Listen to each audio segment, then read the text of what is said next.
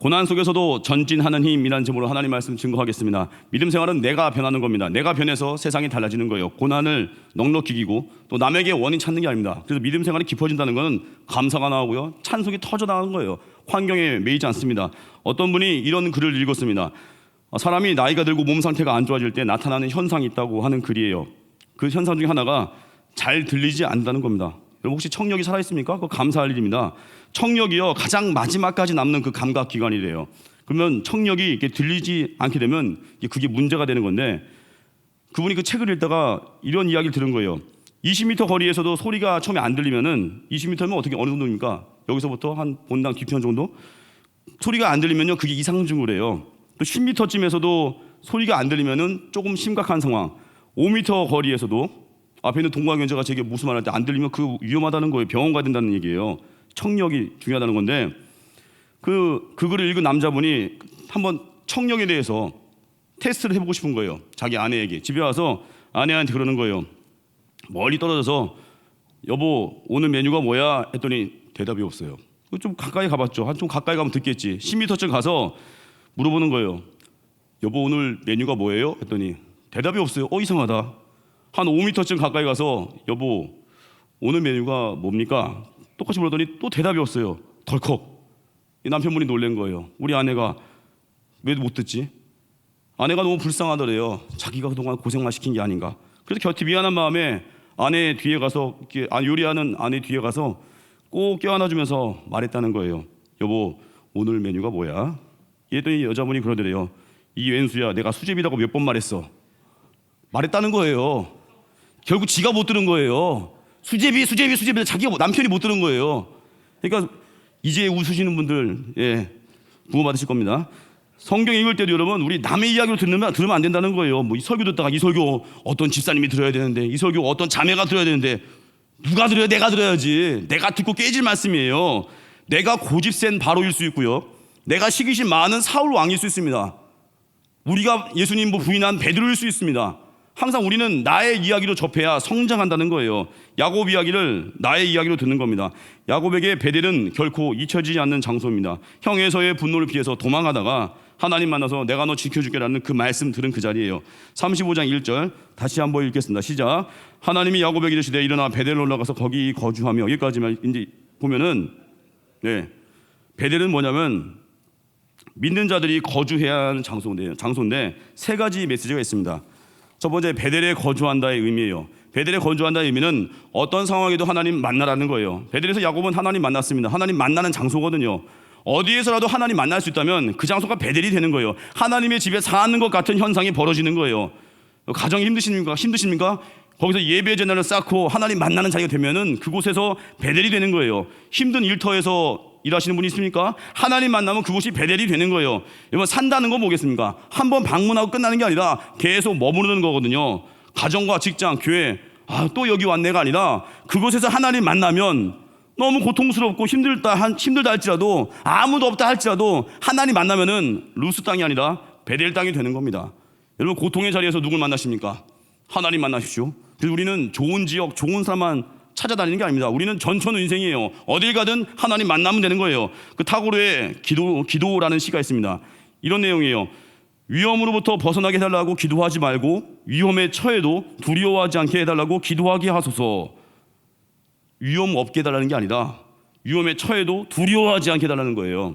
우리는 늘 그럽니다. 문제 없기를 원할 때가 있습니다. 문제 없기를 원하면 지구를 떠나야 됩니다. 옛날로 누가 그러잖아요. 지구를 떠나거라. 아주 옛날 얘기인데 김병조 씨라고. 문제 없게 원하십니까? 떠나야 돼요. 늘 문제 있습니다. 압도적 은혜. 그 타고로 기도의 중간쯤에 이런 기도가 나와요. 생의 싸움터에서 함께 싸울 동료를 보내달라고 기도하는 대신 스스로 힘을 갖게 해달라고 기도하게 하소서.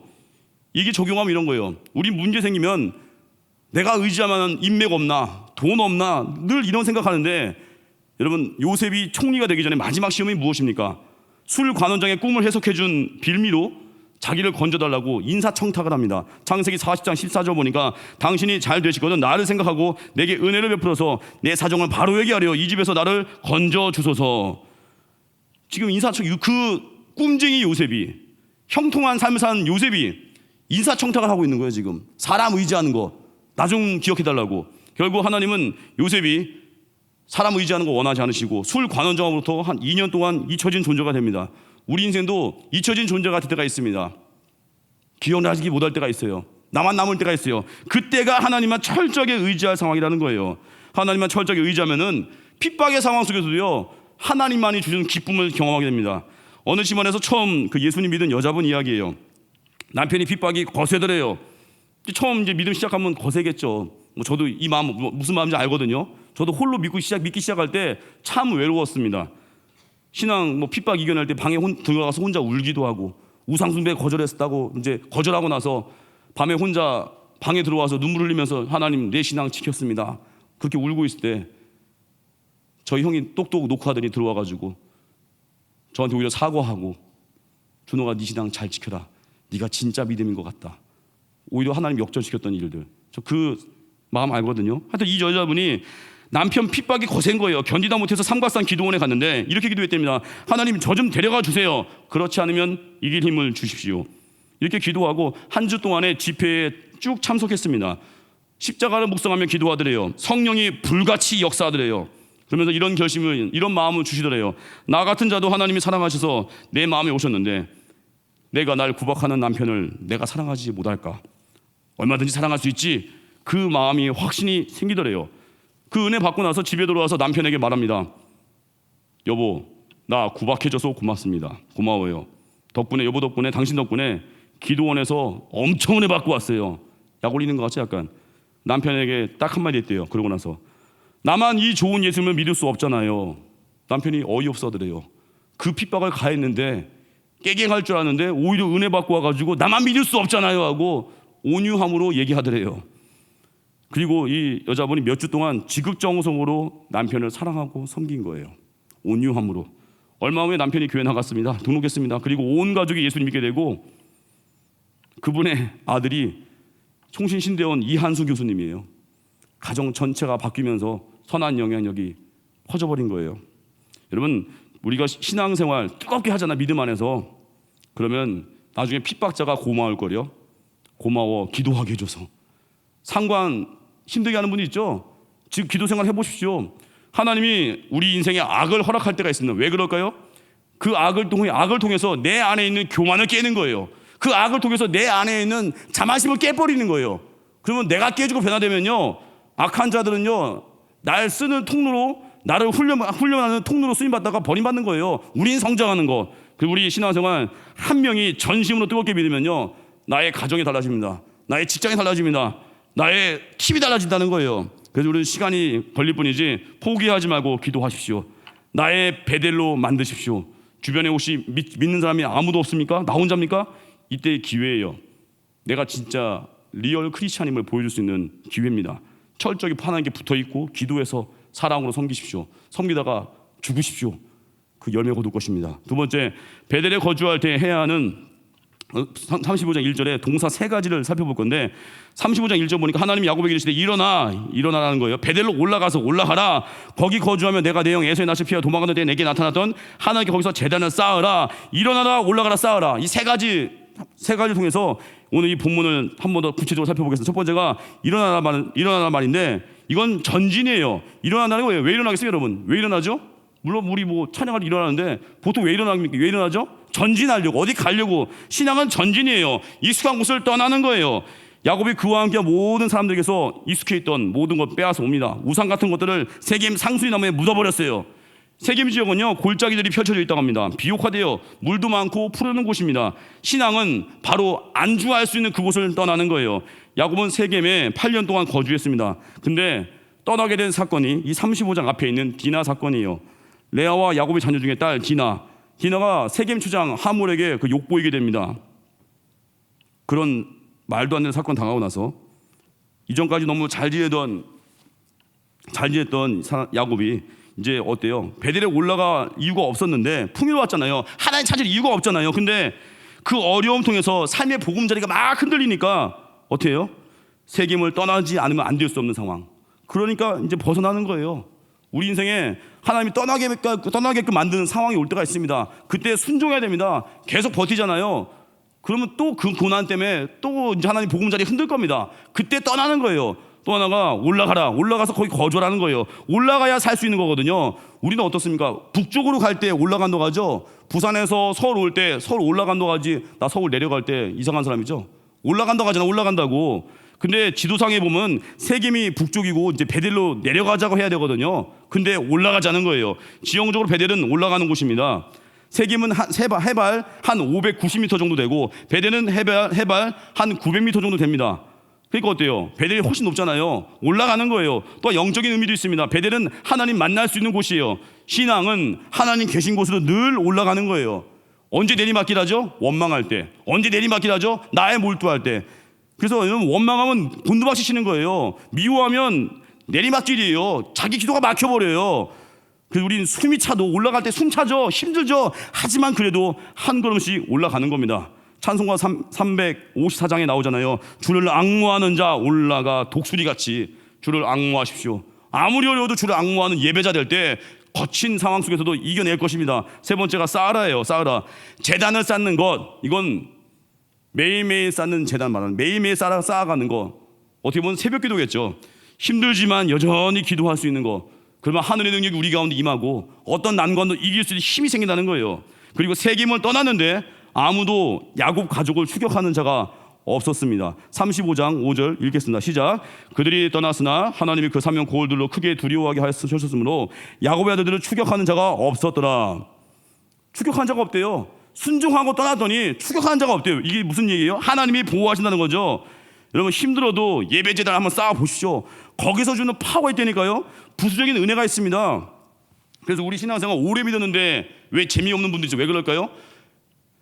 중간중간 그 위기 때마다 자기 길을 선택하니까 재미가 없는 거예요. 그 극심한 위기 가운데 한 번만 더 주님 선택하고 순종하잖아요. 그 신앙생활 익사이팅합니다. 그리고 커진 성장하는 거예요. 갈 때까지 가보는 거예요. 뭐 지난번에 제가 초등부 설교 때 말씀드린 것 같아요. 저는 이제 자동차가 없잖아요. 사역하다 보면 뭐 없어도 살 수 있습니다. 근데 뭐 불편할 수도 있겠죠. 저 멀리 가거나 할 때 뭐 자동차로 좀 빨리 갈 수도 있는 건데, 근데 불편해도 마음이 있으면요 묘해요. 불편하지만 마음이 있으면 같이 하면 움직이게 되고 또 상황이 열리게 되는 거 보게 되는데, 저도 신학교 다닐 때 3년 과정 중에 1학년은 기숙사 의무 입사예요. 이거는 뭐 기숙사 들어가야 돼요. 안 들어가면 이제 졸업 안 시키니까. 그 1학년 때 의무 입사, 학교에서 새벽 예배. 2, 3학년 때는 자율이에요. 자율이니까 어때요? 기숙사로 들어와서 학교에서 새벽 예배 할 수 있고, 아니면 그 교회 섬기던 교회 다니면서 새벽 예배 하고 학교 올 수 있고. 근데 저는 이제 상수사니까 그 당시 학교 가려면 통합버스가 있거든요. 통합버스 타면은 요금도 얼마 안 해. 2,500원. 근데 통합버스가 출발이 신촌에서 6시 24분, 6시 20분쯤에 출발한대요. 그러니까 그거 타려면은 새벽 예배를 할 수가 없어요. 그때 담임 목사님도 저한테 그러는 거예요. 새벽기도 나오지 말고 그냥 통합버스 타고 학교 가라. 저를 배려하셨길래 웬만하면 다 순종하는데, 그 배려하셨던 그 조언은 제가 거절했어요. 그리고 우리 교회 새벽기도 드리고, 그럼 어떻게 해야겠습니까? 차가 없잖아요. 8시에 수업인데 새벽기도가 6시 반쯤 끝나면은 택시를 타고 남부터미널로 손상같이 남부터미널 갑니다. 20분 거리. 6시 50분쯤 도착하잖아요. 그때 택시비가 한 10,000원 나오면은 제가 한 2,000원 더 줬어요. 택시. 그리고 왜 그러냐면 택시 탈 때 또 전도하거든요. 싱싱한 횟감 같은 새벽 예배 말씀 듣자마자 방금 택시 탔으니까 얼마나 싱싱하겠어요. 막 말씀 증거하고 택시 기사님도 전도하고, 한 2년 동안 250명 정도 복음 증거하고 150명 정도가 영접기도 했거든요. 운전대 붙잡고. 제가 그랬어요. 영접기도 할 때 은혜 받아가지고 눈 감지 말라고 사고 나니까 막 운전대 붙잡고 아멘 했는데, 그 2년 동안 그 택시 타고 또 남부터미널에서 또 양지까지 버스 타고 또 가는 거예요. 40분 걸리는 거리. 양지 터미널 내려서 택시 타고 또 학교로 들어가는 거예요. 이렇게 하다 보니까 한 달 교통비만 해도 한 40만 원 나오더라고요. 근데 아깝지가 않았어요. 왜요? 가치를 발견하니까. 제가 그랬어요. 자칭 전임급 교육 전도사. 자칭이에요, 자칭. 왜요? 나는 노예로 사고 싶지 않거든요. 주도하는 거거든요. 양지에서 그냥 여기서 새벽기도 하고 가버리는 거예요. 하나님이 주셨던 마음이었거든요. 그리고 불편해도 할 수 있습니다. 차 없다고 낙심하지 마십시오. 뭐 집 없다고 낙심하지 마십시오. 불편하면 좀 어때요? 불편해도 내 마음에 하나님에 대한 사랑이 불붙으면 되는 건데, 이번 석지사님 장례 일정 3일간 치를 때에도 전 또 차가 없잖아요. 자꾸 좀 차가 없다는 게 강조가 이상해지는데, 3일간의 장례 일정이 있는데 토요일, 주일, 월요일, 저 주일날 입관 예배를 인도하게 됐습니다. 그날 갈 때 지하철로 차로 3, 40분 거리인데 지하철로 1시간 15분 거리로 갔어요. 지하철 타고 1시간 15분 동안 거의 서서 갔거든요. 그래도 마음이 기뻤어요. 가서 말씀 증거하게 되고 또 지하철에서 말씀 원고 점검하게 되고 마지막 날 또 이렇게 벽지의 승화원 월요일 날 승화원에서 모두 이제 해산하게 됐습니다. 왜냐하면 벽지의 승화원에서 하관 예배를 드리고 나서 마지막 저희 충남 아산에서 안치 예배가 있는데 거기선 다른 교회 목사님이 이제 설교를 하신대요. 그러니까 우리 교회 성도님들은 또 이제 거기까지는 안 가시고 벽제 승화원에서 모두 해산을 했거든요. 근데 저는 옛 기억이 떠올랐어요. 그 김혜숙 원사님이 저한테 그러더라고요. 목사님 마지막 날까지 가면 거기서 주는 은혜가 있다고. 아 그래요? 한번 그거 따라해보고 싶더라고요. 그래서 한번 아산까지 갔습니다. 갔더니 예숙 원사님 안 계셔가지고 놀랐는데 물론 농담이에요. 안 계셨는데 어찌됐건 가봤어요. 아산까지. 차 없었거든요. 버스 타고 2시간 편하게 갔어요. 우등버스로도 빌렸더라고요. 가서 마지막까지 예배드리고 식사교제하고 왔거든요. 그때 이현웅 원사님 딸이 그러더라고요. 민 목사님을 처음 만났을 때 우리 교회에서 저를 만났대요. 처음 몇 년 전에 세례교육 받을 때. 근데 민 목사님의 첫인상이 정말 별로였대요. 반맛이었다는 건 아니겠지만 모르겠어요. 별로였는데 이번에 장례 마지막까지 함께 할 때 진심이 느껴졌다는 거예요. 제가 이번에 참 감사해요. 하나님께. 뭘 느꼈냐면은 첫인상이 안 좋으면 몸으로 때우자. 죽도록 충성하자. 그러면 시간이 바뀌면 해결되든지 해결 안 되면 좀 어때요? 오해받으면 좀 어때요? 예수님도 오해 당하셨고 예수님도 고난 당하셨는데 우리가 할 일 뭐예요? 끝까지 가는 거예요. 상황 따지지 말고 끝까지 가면요 소망 가운데 로마서 12장 12절 소망 중에 즐거워할 수 있고요 환난 중에 참을 수 있고요 기도에 힘쓸 수 있고요 끝까지 가는 거예요. 우리 믿음으로 버티고 견디십시오. 그리고 우리가 할 일 뭐예요? 적극적으로 예배드리고 예배 쌓고 또한 우리가 할 일 뭐예요? 하늘에 보물 쌓는 거예요. 마태복음 6장 19, 20절 너희를 위하여 보물을 땅에 쌓아두지 말라. 거기는 좀과 동록이 해하며 도둑이 구멍을 뚫고 도둑질하느니라. 오직 너희를 위하여 보물을 하늘에 쌓아두라. 거기는 좀이나 동록이 해하지 못하며 도둑이 구멍을 뚫지도 못하고 도둑질도 못하느니라. 남을 도와서 나에게 찾아오는 행복감을 오늘 설교 부제 Help us high라고 부릅니다. 베풀 때 기쁨이 충만해지는 이유가 있습니다. 왜냐? 우리가 하나님의 형상으로 지음받아서 그래요. 하나님은 나누어 주는 분입니다. 사람 지으셨을 때에도 자기 형상을 조건 없이 나누어 주셨습니다. 세상에 그 어떤 특허 기술과도 비교될 수 없는 자기 형상을 거저 주신 거예요. 그리고 말씀 주시고 독생자 아들 주셨고 성령도 주셨습니다. 예수님 어때요? 자기 목숨까지 내어 주셔서 인류 구원의 길을 여셨습니다. 우리가 할 일 뭐예요? 우리도 똑같이 닮아가는 거예요. 나누는 삶, 베푸는 삶. 요셉의 인생이 그렇습니다. 요셉은 모으려고 창고를 짓지 않았습니다. 나누기 위해서 창고를 지었습니다. 나누려고 곡식을 쌓아 두었습니다. 그것이 최종 목적이었어요. 그런데 나누었을 때 어떤 일이 벌어졌습니까? 창세기 42장 1절 2절 보니까 그때 야곱이 애굽의 곡식이 있음을 보고 아들들에게 이르되 너희는 어찌하여 서로 바라보고만 있느냐. 야곱이 또 이르되 내가 들은 저 애굽에 곡식이 있다 하니 너희는 그리로 가서 거기서 우리를 위하여 사오라. 그러면 우리가 살고 죽지 아니하리라 하매 애굽에 곡식이 있다는 소식을 듣고 이제 만나게 된다는 거예요. 나눔을 통해서 꿈에 그리던 가족을 만나게 되는 거예요. 나눔이 결국 내 기도를 응답받는 통로가 됐죠. 누가복음 6장 38절 주라 그리하면 너에게 줄 것이니 곧 후일이여 누르고 흔들어 넘치도록 하여 너에게 안겨 주리라. 너희가 헤아리는 그 헤아림으로 너희도 헤아림을 도로받을 것이니라. 가진 것을 나눌 때 후일이 온다는 거예요. 또 확대 적용하면 뭐겠습니까? 용서를 주면 용서가 올 것입니다. 내가 또 용서받을 일이 있거든요. 사랑을 주면요 또 사랑이 내게 오는 거예요. 긍휼을 주잖아요. 내가 어려움 당할 때 긍휼의 손길이 내게 온다는 거예요. 우리 교회도 얼마 전에 담임 목사님 암 수술하고 나서 이제 식사도 좀 조절하시잖아요. 주일마다 그 목사님 식사를 보양식으로 잘 준비하시는 어느 집사님이 그러더라고요. 자기도 원래 몸이 안 좋았대요. 근데 담임 목사님 식사를 잘 준비하다 보니까 좋은 걸 연구해야 되잖아요. 좋은 식단을 건강식을 연구해야 되잖아요. 그거 연구하고 자기도 먹다가 건강해졌대요. 원래 그 주방에서 요리하시는 분들은 날씬할 수가 없습니다. 왜요? 중간에 자기를 거쳐가거든요. 축복의 파이프가 된다는 건요 다른 사람도 살리지만 나도 살리는 거예요. 우리 인생 어려움이 있습니까? 예배드리면서 기다리십시오. 그러면 하나님이 힘을 주실 것이고 또 이 베델의 신앙으로 살잖아요. 환난 날에 응답하실 것입니다. 그리고 사명고를 두렵게 하실 거예요. 결론입니다. 베델에 거주한다는 건 뭐겠습니까? 어떤 상황에도 하나님 만나는 거예요. 사람 의지하지 마십시오. 잊혀진 존재가 되더라도 좋습니다. 하나님만 바라본다는 거예요. 또한 베델에 거주할 때 세 가지 동사 일어나가 뭐예요? 전진이에요. 전진. 익숙한 곳을 매이지 마십시오. 부르심의 자리로 가십시오. 올라가는 거예요. 원망하면 내리막길, 감사하면 올라가는 길, 그리고 숨이 허허거려도 날마다 예배의 재단을 쌓으시죠. 새벽 기도의 능력이 있습니다. 또 쌓아가는 거예요. 매일매일. 그리고 하늘에 보물을 쌓는 인생 되십시오. Help us high.